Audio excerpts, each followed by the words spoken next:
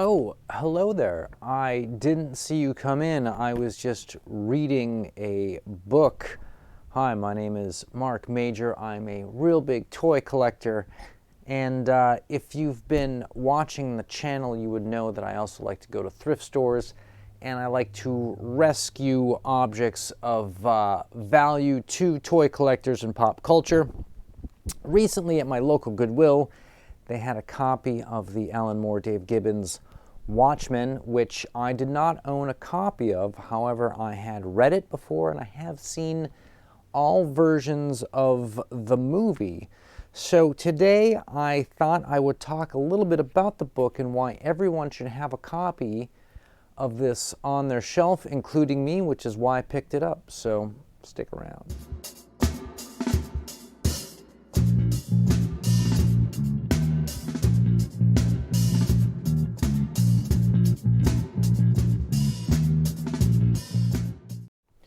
So the comics for this, published by DC, came out in 1986.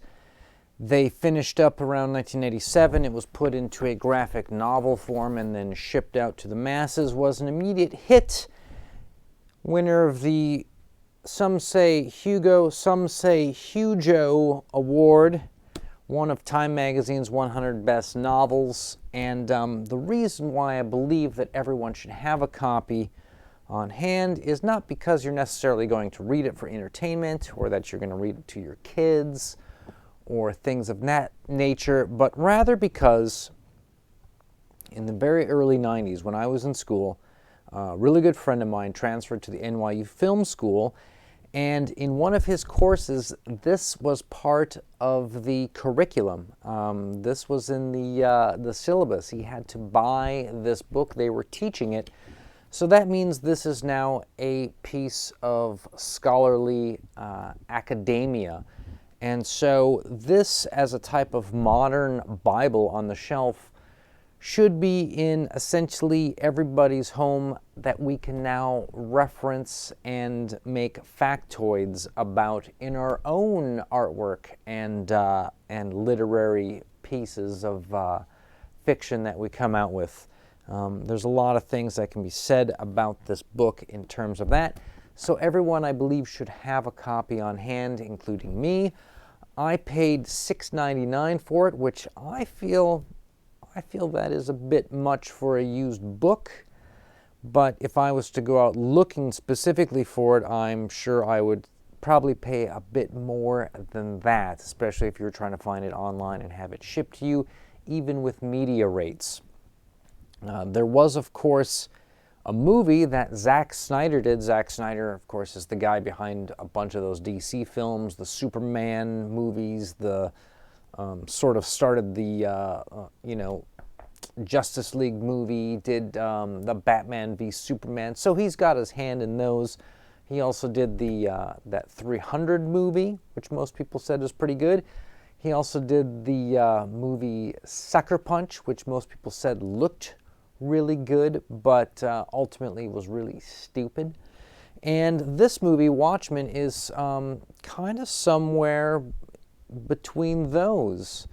So I think he did a pretty good job of directing it. The acting's all really good. The casting's really good. The costumes and the set pieces all look really good.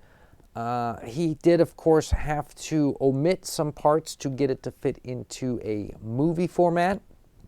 I think that this is the type of work that, a lot of people have said you cannot film this, and so I think this would really work much better today as like a one-season TV show. Use the issues as episodes, rather, for filming. I did see the director's cut of this film, and it added in some of the elements that was cut, like the story within the story of a kid reading a comic book of a sort of a pirate raid, a pirate ship.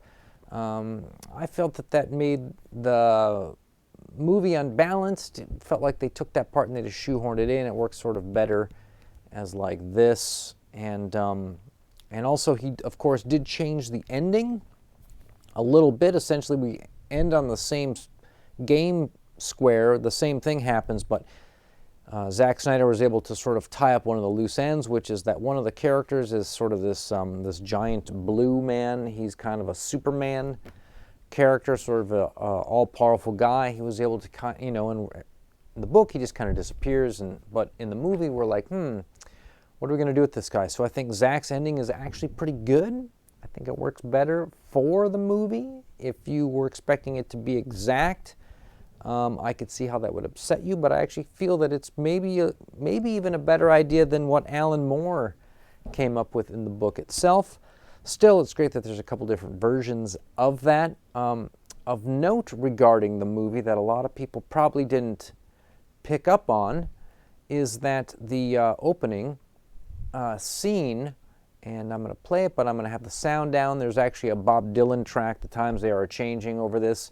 Has these kind of like, they're not really like still frames per se, they're like ultra super slow motion shots of people taking photos, and we don't actually get to see the photos, but we see the whole environment of what looks around the photos as we slowly push or pull in, and it's going chronologically through time here. As you can see, the evolution of superheroes starting back in the 1940s here and moving through time.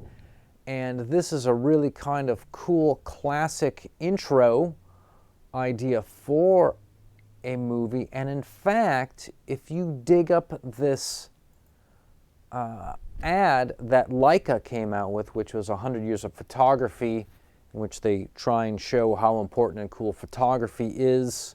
What they do is they take a bunch of what would be famous photos, and they do essentially what is in the Zack Snyder movie. They kind of show you what it looks like if you were actually in the environment while this is happening. And of course, you can see that they're trying to merge one into the other. As we drift past moon landings, we get into Iwo Jima, we get into all these famous classic photos in the sort of ultra slow-mo kind of dreamlike fugue.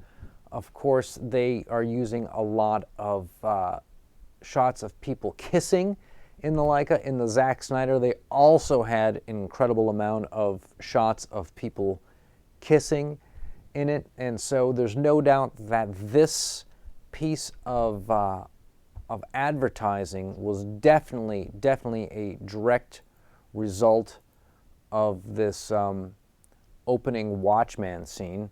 So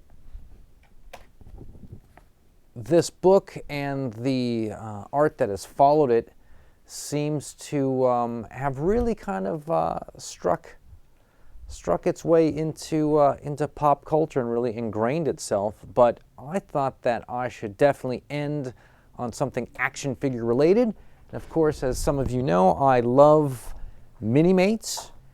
And I'm the kind of guy who sometimes looks on eBay, and if I see a Mini-Mate for $5 and it looks cool, I will purchase it. And so I picked up for around $5, I believe, the Comedian, one of the characters from the Watchmen. And this is a really cool, great looking fig. And if you put the book behind him, it makes a particularly cool backdrop for it. So that's all I have for this episode today, but I will be back next week with another cool video for you guys, so stay with us.